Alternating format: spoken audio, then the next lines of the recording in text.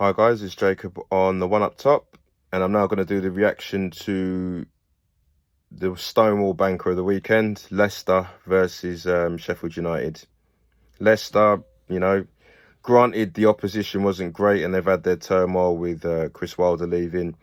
Leicester are a really good watch, Sheffield United didn't really help. They tried their hardest. You could see that they were trying to hold it out, but Iheanacho's movement, Jamie Vardy was dropping into some pockets that was causing them problems because if you'd be expecting Vardy to be the one going in behind the lines and expecting Iheanacho to come in and drop off, but they alternated, and the partnership actually worked quite well, and they had a three at the back. So Sheffield United, even if they were trying to score goals, it was going to be difficult when they had Fofana, Johnny Evans and Sancho.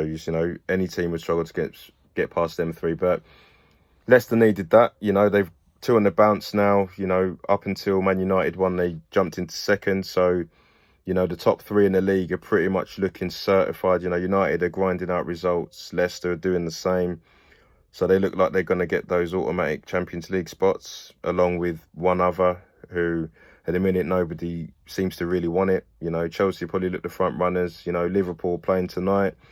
They go and get a positive result against Wolves, then we start talking about them. But it was a good result from Leicester. I do enjoy watching them play. And, once they get their key men back, they'll probably push United all the way for second in the league. Iheanacho scores a brilliant hat-trick, and his movement and what he was doing in that game, he'd probably go into the dressing room thinking to himself he should have scored 5 or 6, Sheffield United dropped their heads as soon as they went a couple goals down, Vardy always scores against them, and, they got beat 5-0 without Vardy even scoring. So that tells you exactly where Sheffield United are at. They've been ready for relegation for the last God knows how many months now. So they probably want the season to just end.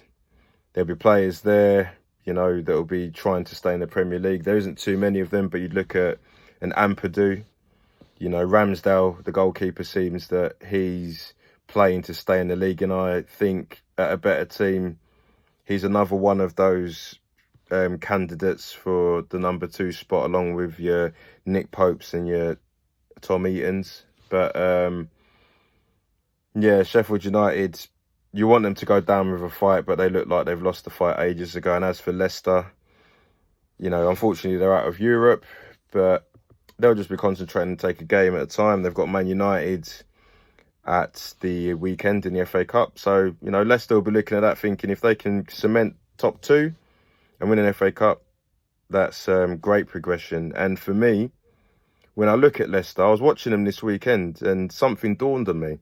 We've got pundits that always say the alleged top 6. Okay, so your top 6 is always, Arsenal, Man United, Man City, Spurs, Chelsea, Liverpool, right? And they say that's the top 6.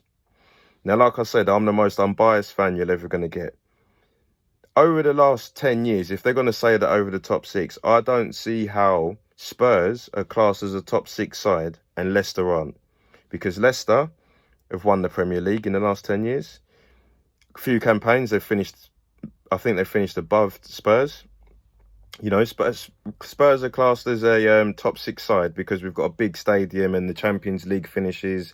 We've been to a couple of finals and stuff. But for me, if you look at everything that's happened in the last 10 years, you either got to say the top 7 or Leicester have kind of replaced Spurs at the moment, because they look like they could, if they beat Man United, they look like they could go and win an FA Cup if they avoid, Man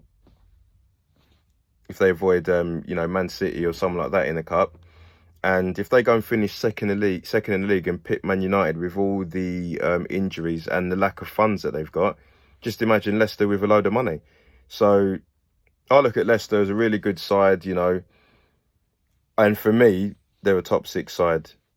If you're going to base it over the history of English football, okay, you can put Spurs in there, but then you'd have to, you'd have to start putting Aston Villa and Everton in there as well, so, but in the last 10 years, for me, Leicester are a top 6 side, and, if somebody comes in with a large amount of money and buys Leicester and allows them to have the funding that the big clubs have, then I think Leicester can remain a top 6 side for a very long time.